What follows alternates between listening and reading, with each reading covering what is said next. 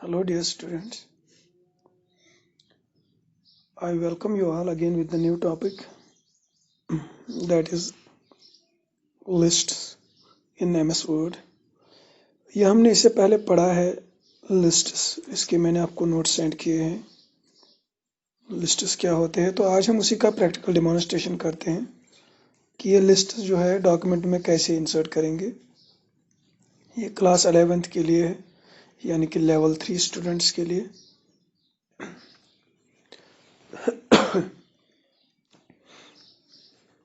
ये MS word का software मैंने खोल रखा है, जैसे कि यहाँ पर आप देख सकते हो MS वर्ड।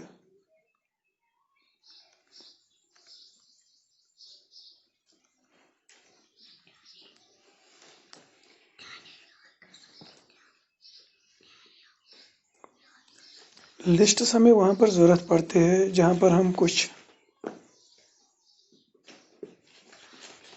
किसी डॉक्यूमेंट में सीरीज ऑफ स्टेप्स लिखेंगे, कोई प्रोसीजर लिखेंगे या क्वेश्चन पेपर सेट करेंगे, तो वहाँ पर हमें उनको सीरियल देना होता है, सीरियल नंबर 1, सीरियल नंबर 2। तो जहाँ पे हमें उस तरह का डेटा एंटर करना है डॉक्यूमेंट में, तो वहाँ पर हम लिस्ट्स यूज़ करते हैं। तो लिस्ट्स के हमारे पास हमने 3 टाइप्स पढ़े हैं, डॉटेड या bulleted list, numbered list and multi level list. ये 3 तरह के लिस्ट हमने पढ़े हैं। तो यही 3 तरह के लिस्ट हम आज जो है इस सेशन में, प्रैक्टिकल सेशन में करेंगे।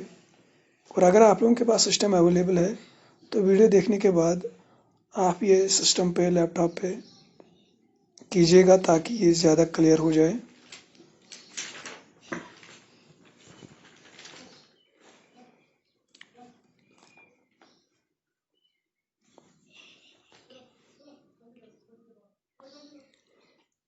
यहाँ पर मैंने ये डेटा लिखा है। अब हम पहले भी वो सेट कर सकते हैं।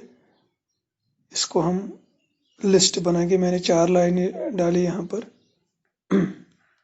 ये जो ऊपर है होम इंसर्ट, ये टैब्स है। तो होम टैब पे ही पैराग्राफ ग्रुप है, यहाँ पर देख रहे हो आप। तो इसमें बहुत तरह के डॉटेड, बुलेटेड लिस्ट है।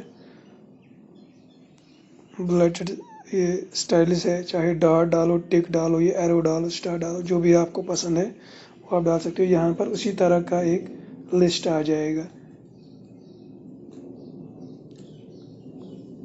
इससे हर एक लाइन जो है ये सेपरेट हो जाती है कि ये अलग है, वो अलग है। यानी कि ये 4 एक लिस्ट है 4 लाइन्स का।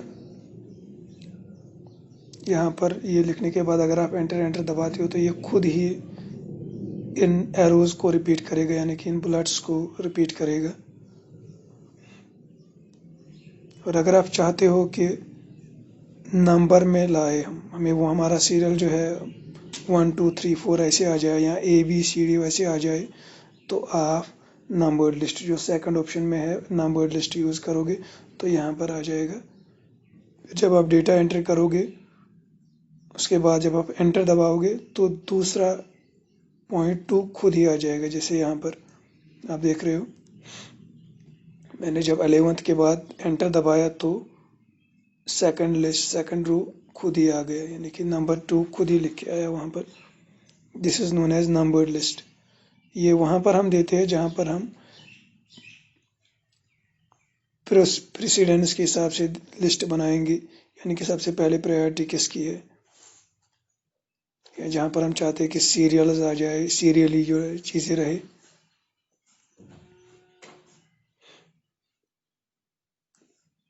उसके बाद और एक लिस्ट है जिसको हम बोलते हैं multi level list. Multi level list क्या है, ज़्यादातर एग्जाम पेपर्स में ये सेट होता है इस तरह का लिस्ट। जैसे question number 1 part 1, part 2 part 3, ऐसे क्वेश्चन नंबर 2 उसके सब पार्ट्स, पार्ट 1 पार्ट 2 पार्ट 3। तो वहाँ पर हमें मल्टी लेवल लिस्ट की ज़रूरत पड़ती है, यानी कि लिस्ट विद इन लिस्ट। यहाँ पर जैसे मैंने अभी 2 आया था तो मैंने टैब बटन दबाया। कीबोर्ड पे टैब बटन दबाने से मल्टी लेवल लिस्ट का जो है सब पार्ट आ जाता है, ये आपको याद रखना है। 1 जब मैंने 11th पे एंटर किया तो 2 आ गया, तो मैंने टैब दबाया तो ए आ गया। अब यहाँ पर ए पार्ट में ले तक जब मैं पहुंचा टाइप करते तो मैंने एंटर दबाया, फिर बी खुद ही आ गया। यहाँ पर आप ध्यान रखिएगा, यहाँ पर मैंने टैब दबाया फिर 2 बार बैक स्पेस दबाई, तब यहाँ पर जो मैं पहले लिस्ट पे वापस आ गया, यानी कि 2 आ गया। Here we have to press back space button. पहले आप टैब दबाओगे तो एक लिस्ट आ जाएगा, फिर बैक स्पेस दबाना है।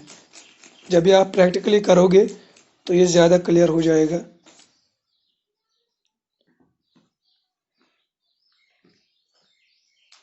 यहाँ पर 2 आने के बाद 3 आया था तो मैंने टैब दबाया तो सब लिस्ट आ गई, यानी कि ए आ गया, मल्टी लेवल लिस्ट बन गया।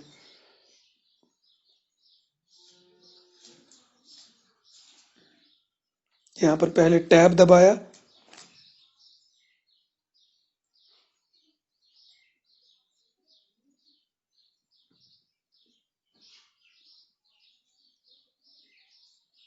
टैब दबाने के बाद अगर मैं बैक स्पेस दबाऊंगा तो वापस जाएगा list, tab tab tab back space है तो वापस मल्टी लेवल लिस्ट बन गया।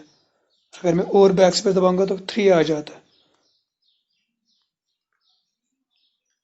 तो ये होते हमारे लिस्ट्स।